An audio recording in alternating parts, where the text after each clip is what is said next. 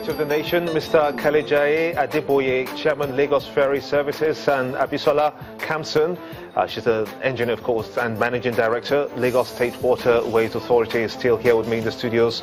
Let's bring in Sambo Muazu. He's the Area Manager, Lagos National Inland Waterways Authority.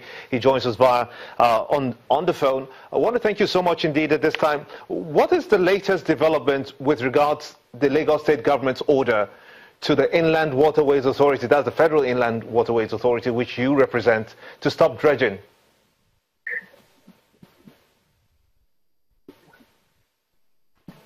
Hello, Gumba. Can you hear me? Can you hear me? Yes, I can hear you. Go ahead, please. Yeah, your question has to do with the ultimatum given by Lagos State government. Brilliant, yes. Yes, I would like to tell you that that ultimatum is illegal, it is null and void because it is contrary to the judgment of the Federal Court of Appeal.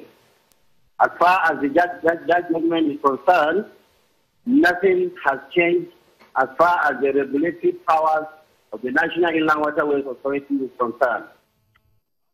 Delineate which waterways are inland and intrastate waterways under item 5 of the second schedule of the Act establishing the waterways. If you go through item 5 of the second schedule, all the waterway routes mentioned there are either international or interstate. And there is no body of water mentioned there that can be regulated by Lagos State government. Otherwise, let them tell us. If NIWA has the power, according to the appeal court judgment, to regulate the waterways all the way from Badagry to Lagos Lagoon, from Lagos Lagoon up to Ete, let them tell us what body of water is there left in Lagos that they can legislate upon. The honor is upon them, Gimba. Do you believe that dredging is affecting the ecosystem and causing floods?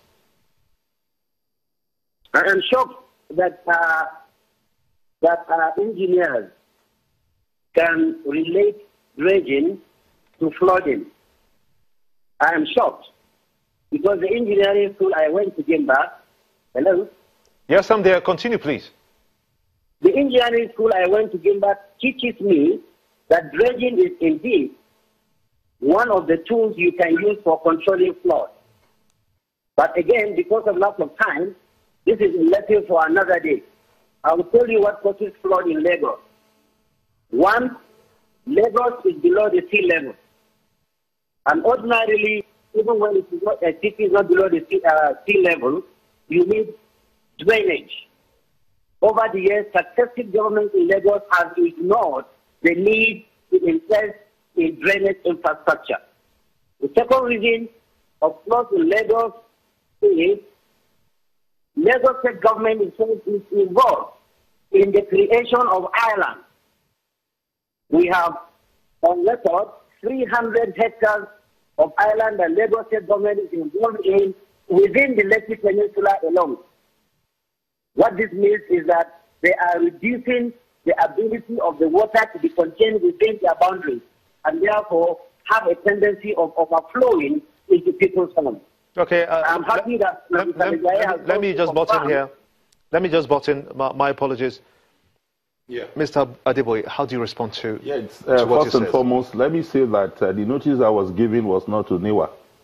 The notice I was given as a matter of correction is to the dredgers and the boat operators. Let's make clear clarification. Secondly, as to the interpretation of the judgment, if nothing has changed, why is there overbearingness by NIWA today? Let me explain to you. Neither NIWA nor Lagos State government went to court. Those who went to court were Association of Boat Owners and Dredgers. And why did they go to court? They went to court to say, we have too many masters. Who do we pay to?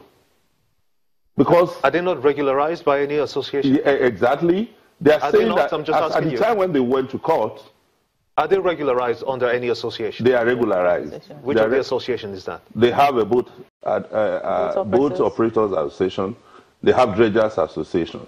But the association now went to court to say, we are asked to pay to LASWA. by the establishment of the LASWA law by Lagos State House of Assembly.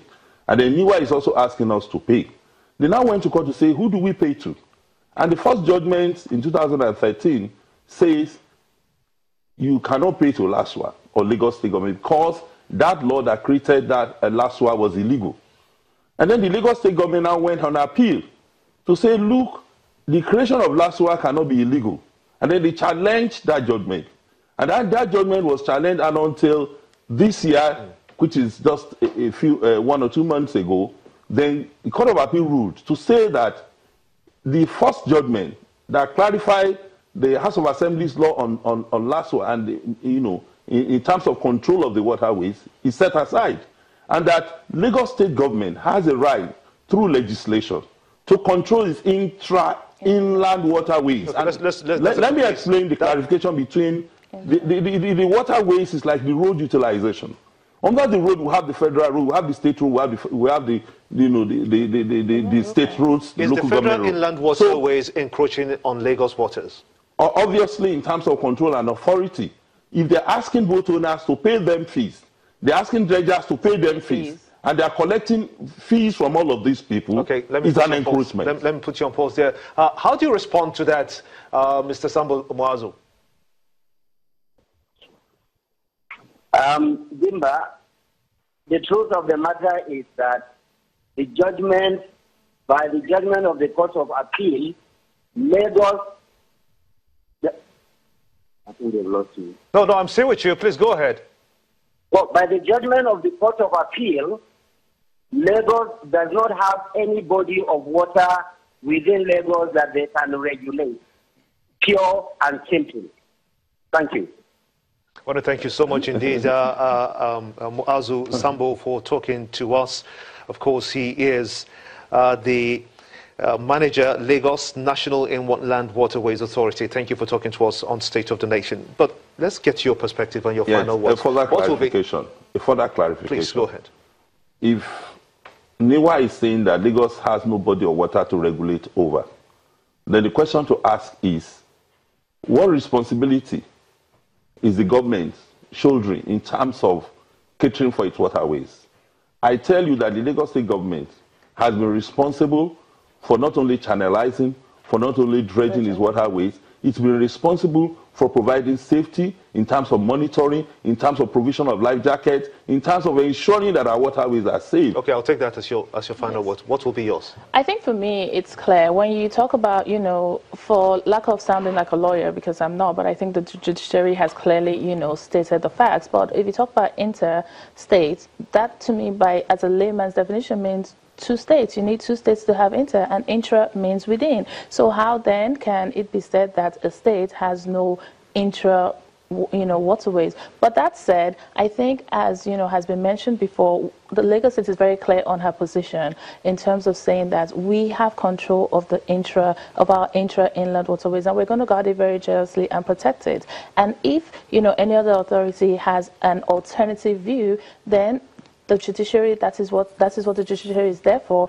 and they are more. As of today, as I'm telling you, we haven't seen any summons or anything saying that they have gone to appeal it at the Supreme Court, and the Supreme Court that's exactly what they're there for. So until then, I believe this judgment that has been given to Lagos State by the Court of Appeal subsists. I want to thank you so much indeed. Thank you. That's where we're going to leave it. Mr. Kalijaye Adeboye is the Chairman, Lagos Ferry Services, and Abisola Kamson, that's Engineer Abisola Kamson, Managing Director, Lagos State Water Authority. I want to thank you so much indeed. Thank you. Also to Mr. Sambo Muazu, who is the Area Manager, Lagos National Inland Waterways Authority. I want to thank you so much indeed for being part of the show as well, for being here. Join us again same time next week for a fresh package. I'm Gimba Omar, and bye for now.